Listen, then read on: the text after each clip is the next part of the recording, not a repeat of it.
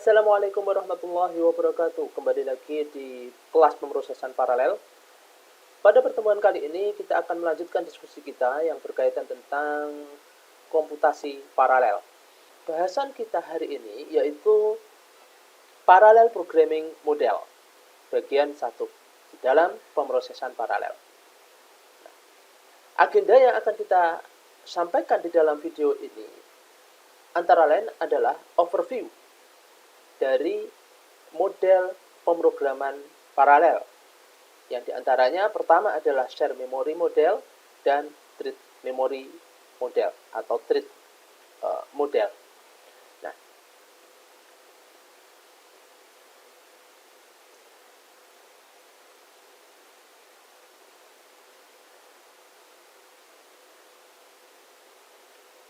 Nah, dalam komputasi sudah kita ketahui bahwa model pemrograman paralel ya, itu adalah sebuah abstraksi atau modul-modul dari arsitektur komputer paralel yang dengan adanya modul-modul itu akan lebih memudahkan untuk mengekspresikan algoritma dan komposisinya dalam sebuah program. Nah, model pemrograman ini dapat dinilai berdasarkan secara umum, ya, dinilai secara umum itu seberapa baik permasalahan, ya, ragam permasalahan yang berbeda itu dapat diterapkan di berbagai arsitektur yang berbeda. Kemudian berdasarkan kinerjanya itu seberapa efisien program yang dikompilasi itu dapat dijalankan. Nah, implementasi dari model pemrograman paralel ini dapat berupa pustaka yang dipanggil dari bahasa sekuensial. Dari masing-masing komputer, ya, dia akan menjalankan sebuah model sekuensial. Ya. Jadi bahasa sekuensial yang sebagian akan diekstensi sebagai ekstensi ke bahasa yang sudah ada atau sebagai bahasa yang sama sekali baru. Nah, di sana perpaduan seputar model pemrograman ini tertentu ini penting karena akan mengarah pada komputer paralel yang berbeda yang dibangun dengan dukungan untuk model tersebut sehingga memfasilitasi portabilitas perangkat lunak. Nah, dalam pengertian ini model pemrograman paralel ini disebut sebagai jembatan antara perangkat keras dan perangkat lunak. Kalau melihat di sini, ada beberapa model pemrograman paralel secara umum. Pertama adalah share memory.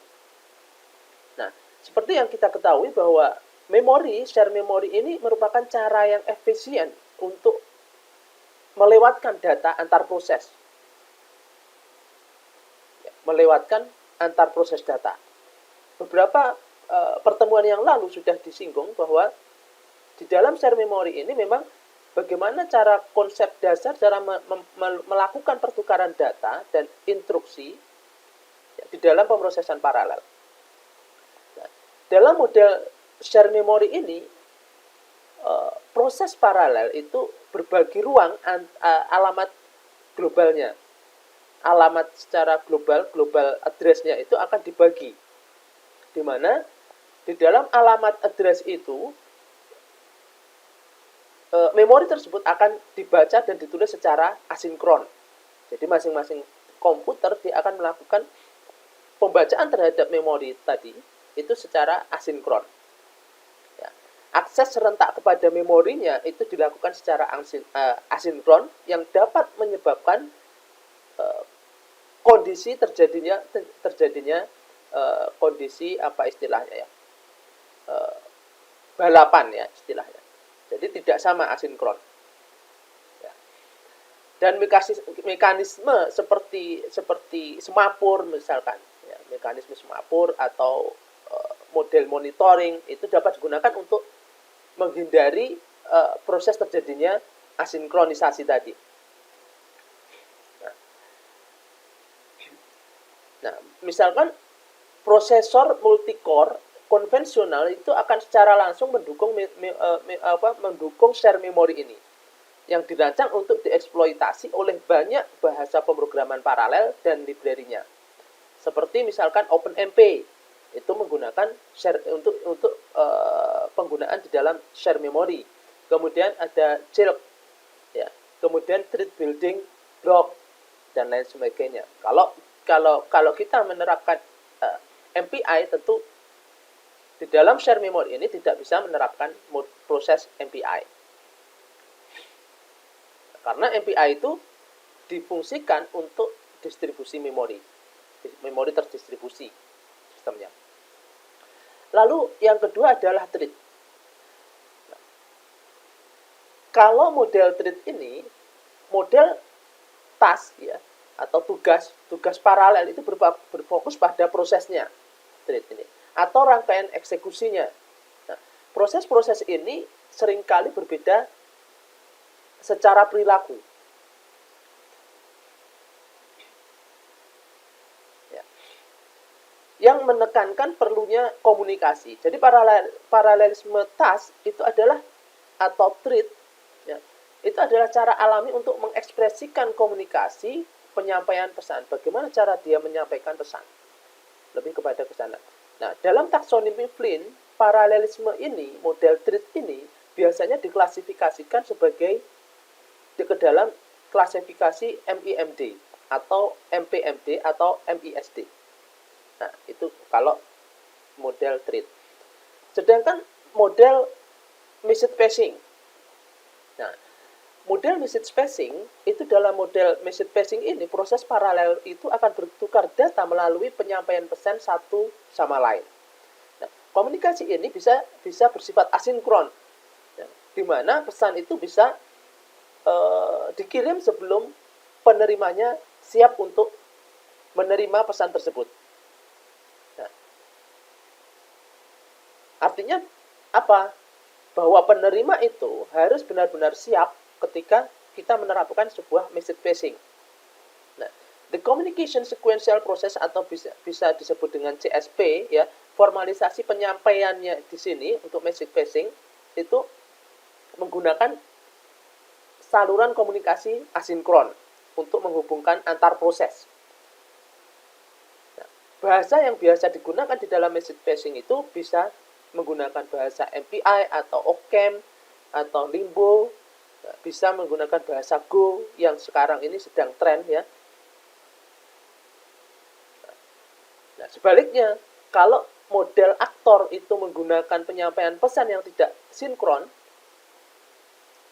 dan telah digunakan dalam desain di dalam bahasa dalam model arsitektur message passing ini, maka di bahasa salsa yang bisa digunakan. Nah, lalu di situ ada data paralel. Nah, data paralel ini dia berfokus pada melakukan operasi pada kumpulan data. Nah, biasanya array yang terstruktur secara teratur itu serangkaian tugas akan beroperasi pada data ini. Nah, tetapi secara independen pada partisi yang terpisah, ya, itu dalam taksonomi Flynn penerapan data paralel ini biasanya diklasifikasikan sama dengan menggunakan model klasifikasi MIMD ataupun SIMD. Nah, yang terakhir adalah hybrid, ini perpaduan antara kesemuanya tadi. Nah, kemudian parallel programming model exists as an abstraction ini berarti model pemrograman paralel itu adalah sebagai abstraksi, ya, atau modul atau perbagian, ya, di atas arsitektur perangkat keras dan memori. Tuh. Ini yang pertama tentang overview. Kita bahas yang model share memory terlebih dahulu. Although it might not seem apparent, berarti meskipun mungkin tidak tampak jelas dari model-model seperti ini, ya, model ini tidak secara spesifik untuk jenis mesin atau arsitektur memori tertentu. Jadi faktanya salah satu model ini dapat secara teoritis itu diimplementasikan pada perangkat keras yang mendasarinya. Kemudian model share memory ini pada mesin memori terdistribusi, nah, misalkan pendekatan yang saat ini kita jadikan contoh adalah model Kendall Square Research ya, pendekatan all case ya, untuk share memory ini salah satunya. Nah, di situ memori mesin terdistribusikan secara fisik. Bisa kita lihat di gambar ini. Ya, share memory model, nah, fisik distribusi memori. Jadi memori ini akan didistribusikan secara fisik, nah, tetapi tampak kepada pengguna sebagai satu memori bersama. Ya, share memory model secara fisik. Jadi seolah-olah pengguna di sini berarti kan setiap PC pengguna ya, dia seolah-olah dia itu menggunakan memorinya sendiri. Ya. Padahal memori yang dipakai di dalam model ini adalah memori global, memori pengalamatan global yang dapat digunakan bersama. Nah, model seperti ini, pendekatan semacam ini disebut sebagai virtual memory share memory atau ya virtual share memory. Nah, yang diterapkan di dalam mesin Kendall Square Research. Message passing model yang kedua di situ kan. Model message passing pada mesin memori share memory ya, ini bisa menggunakan MPI on SGI origin. Ya. MPI pada SGI origin mesinnya. Nah, ini salah satu contoh mesin MPI ya, yang menggunakan MPI. Jadi SGI origin ini menggunakan tipe Shishinuma ya, coherent case NUMA ya, dari arsitektur memori bersama atau share memorinya, di mana setiap tugas itu memiliki akses langsung ke memori global. Nah, bisa kita lihat di mana distribusi memori modelnya terpecah ya. Kemudian fisik memori share-nya di sini. Secara fisik share memorinya hanya satu. Nah, jadi di situ di mana setiap tugas memiliki akses langsung ke memori global, namun kemampuan untuk mengirim dan menerima pesan dengan MPI seperti yang biasa dilakukan melalui jaringan mesin memori terdistribusi tidak hanya diimplementasikan tetapi juga sangat umum digunakan.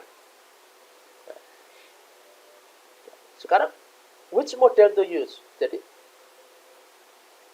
model seperti apa yang harus kita gunakan?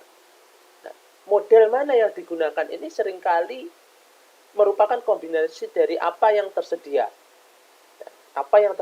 dari risetnya, dan itu merupakan pilihan masing-masing kegunaan ya, masing-masing kita untuk apa paralel komputer paralel itu nantinya.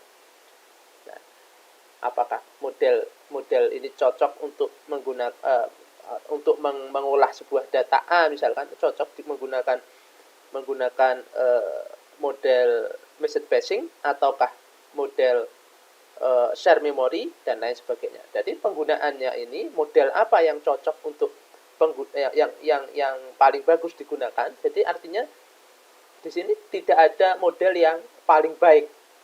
Ya.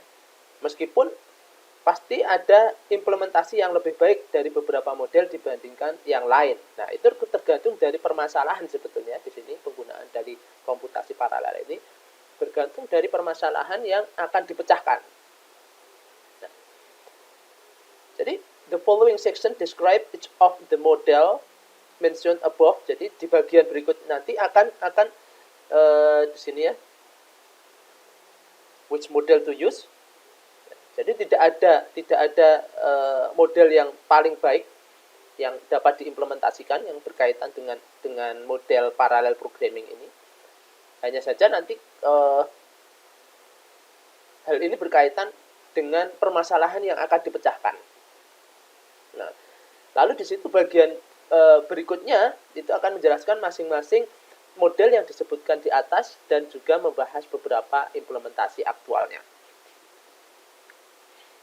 Nah, ini setiap prosesor ya, kalau kita lihat share memory model model programming di dalam share memory model, itu setiap prosesor akan mengakses memori dengan read and write, model read and write, setiap proses, setiap prosesornya.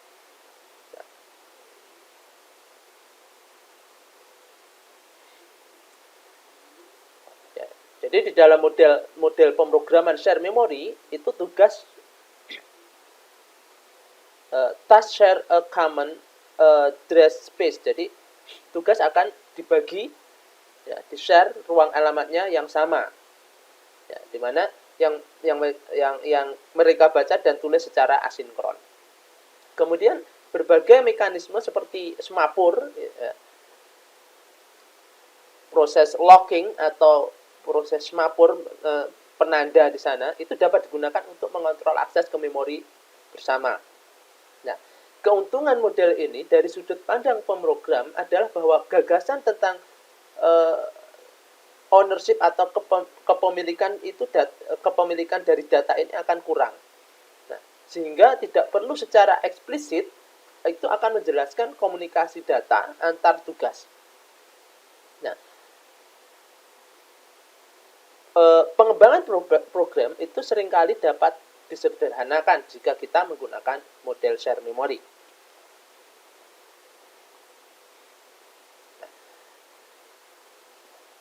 An important disadvantage atau kerugian penting dalam hal kinerja ini adalah semakin sulitnya memahami dan mengelola lokalitas data. Ya, pertama, menjaga data tetap lokal, tetap berada pada lokalnya, ke proses yang bekerja di dalamnya akan menghemat akses memori. Nah, mungkin akan terjadi cache refreshes atau merefresh ulang cache dan traffic pada bus yang terjadi, ya ketika beberapa proses menggunakan data yang sama. Jadi kerugiannya dalam menggunakan ini apa? Ya, sulitnya memahami dan mengelola lokalitas data. Kemudian bagaimana cara penyegaran cache atau refresh cache. Lalu lintas bus itu bagaimana supaya tidak terjadi lag. Kemudian, nah di sini unfortunately sayangnya di situ pengontrolan lokalitas data ini sulit akan dipahami dan mungkin berada di luar kendali pengguna pada umumnya.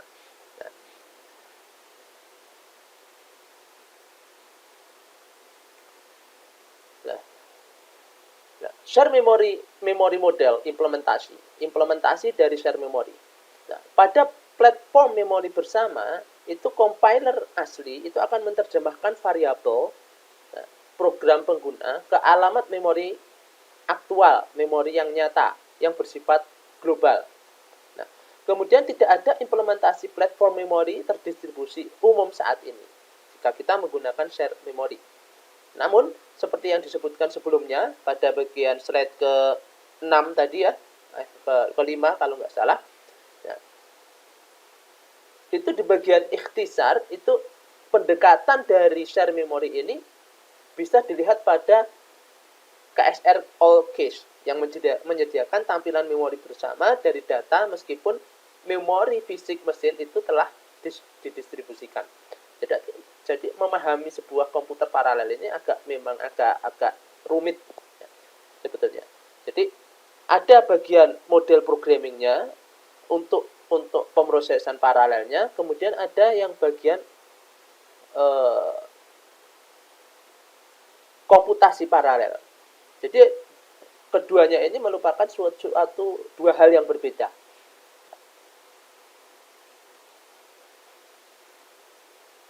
Lalu di sini yang terakhir, bahasan kita yang terakhir yaitu adalah thread model.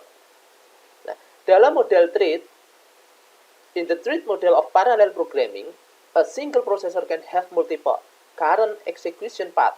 Jadi dalam model thread pemrograman paralel ini, satu proses itu akan dapat memiliki beberapa jalur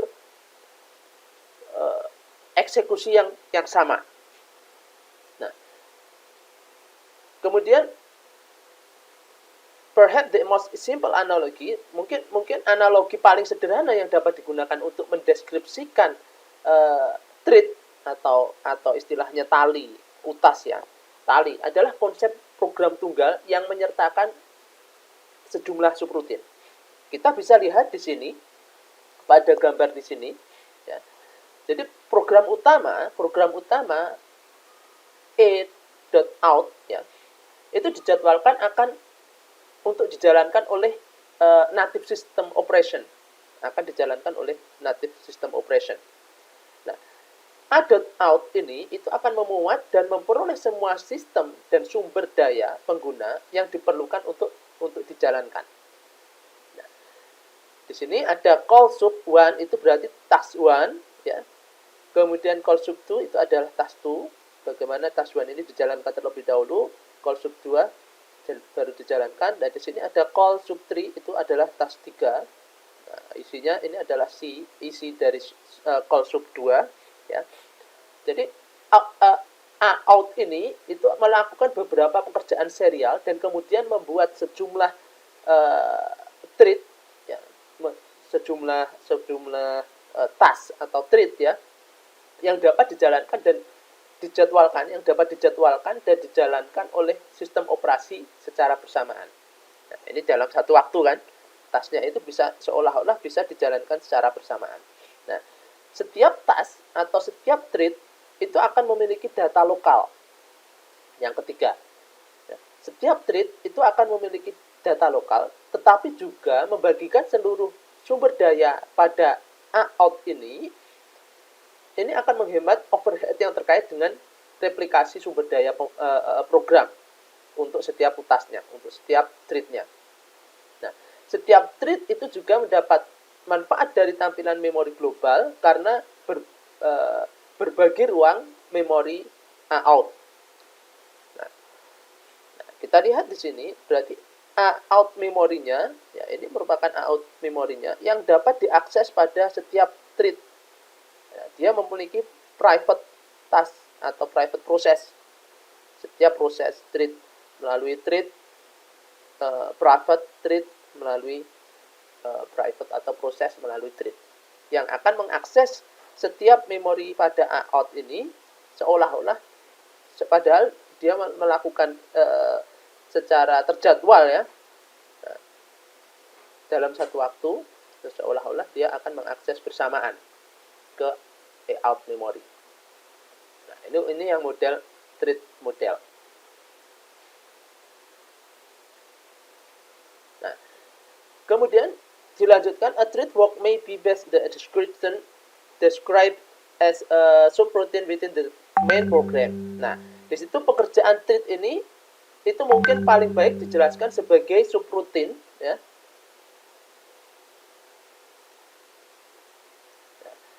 Pekerjaan pada thread ini mungkin akan dijelaskan sebagai subroutine dalam program utama. Nah, jadi setiap thread itu dapat menjalankan subroutine apapun secara bersamaan dengan thread yang lain. Nah, artinya setiap thread ini, dalam setiap thread ini itu dimungkinkan akan menjalankan subroutine pada program utamanya. Nah, subroutine pada program utama. Nah, ketika thread itu berkomunikasi satu sama lain melalui memori global ya, dengan melakukan atau misalkan terjadi pembaruan lokasi alamat, nah, ini memerlukan konstruksi sinkronisasi untuk memastikan bahwa lebih dari satu thread ini tidak memperbarui alamat global yang sama setiap saat.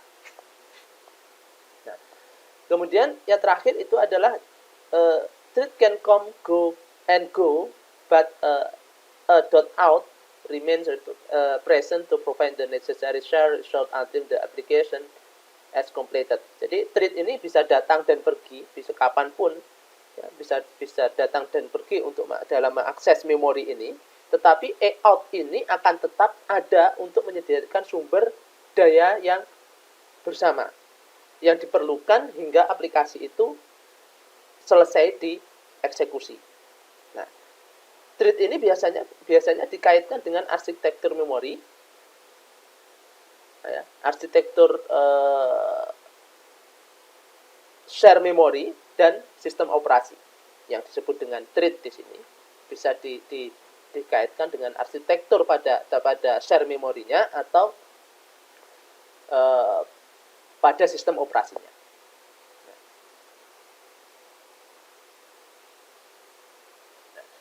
Thread model implementation.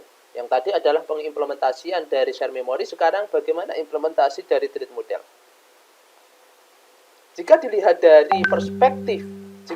dari perspektif pemrograman, implementasi thread ini biasanya terdiri dari pertama yaitu library of subroutine. Jadi subroutine pustaka yang dipanggil dari dalam kode sumber paralel. Yang kedua, satu set compiler direktif ya, satu set compiler direktif yang tertanam atau yang ditanamkan di dalam kode sumber serial ataupun paralel. Nah, dalam kedua kasus tersebut, programmer itu akan bertanggung jawab untuk menentukan semua paralelismenya. Jadi akan terjadi campur tangan programmer di dalam pengelolaan model dari thread ini. Nah, kemudian implementasi thread ini merupakan bukan hal yang baru di dalam komputasi. Ya, secara historis, vendor dari perangkat keras itu telah mengimplementasikan versi thread mereka sendiri. Ya, siapapun vendornya apapun, misalkan IBM ataupun Intel itu sebetulnya sudah menerapkan model thread seperti ini, tetapi caranya atau cara pengimplementasiannya ini ya berdasarkan dari perangkat keras yang dia bangun itu, yang dibangun oleh vendor itu sendiri. Nah, jadi implementasi dari thread ini sangat berbeda satu sama lain sehingga dia akan menyulitkan programmer untuk mengembangkan aplikasi thread yang portable karena biasanya sudah dihandle oleh si vendor. Nah,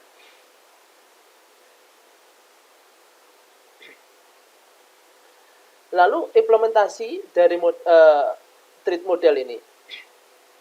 Nah, kemudian upaya standarisasi yang tidak terkait itu telah menghasilkan dua implementasi thread yang sangat berbeda, yaitu thread POSIX dan OpenMP.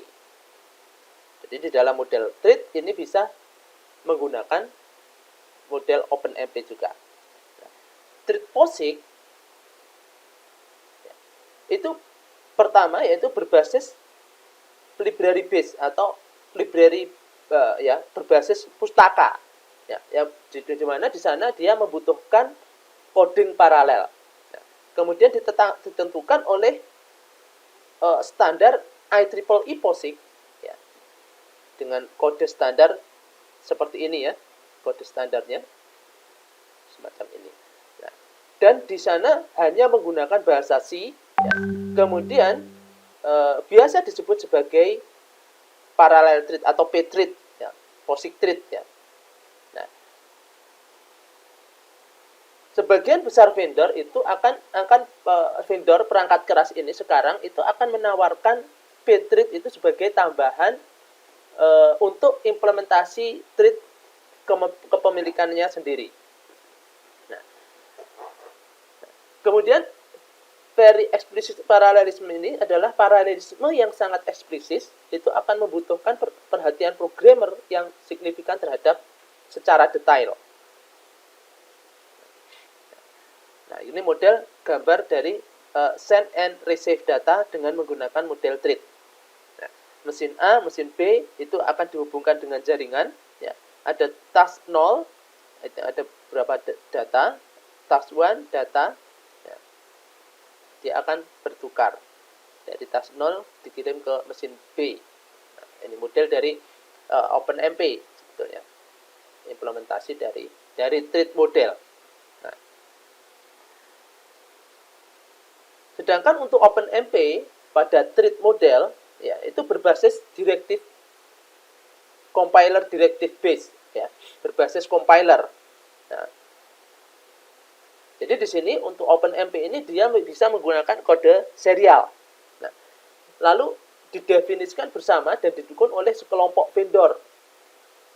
Jadi vendor apa-apa ini bisa digunakan beberapa vendor ya, didukung oleh kelompok vendor tertentu. Nah, kelompok vendor perangkat kelas dan perangkat lunak komputer utama. Nah, OpenMP Fortran API itu dirilis tahun 97 ya, menggunakan C++ API dirilis pada 98. Nah, kemudian sifatnya di sini adalah portable, multiplatform, ya, termasuk platform Unix dan Windows NT. Nah, di sini juga tersedia dalam implementasi C ataupun C++ dan juga bisa di dalam Fortran. Nah, kemudian bisa sangat mudah dan sederhana untuk digunakan, ya, menyediakan paralelisme tambahan. Nah, model seperti ini bisa Anda gunakan nanti di dalam praktikum pemrosesan paralel.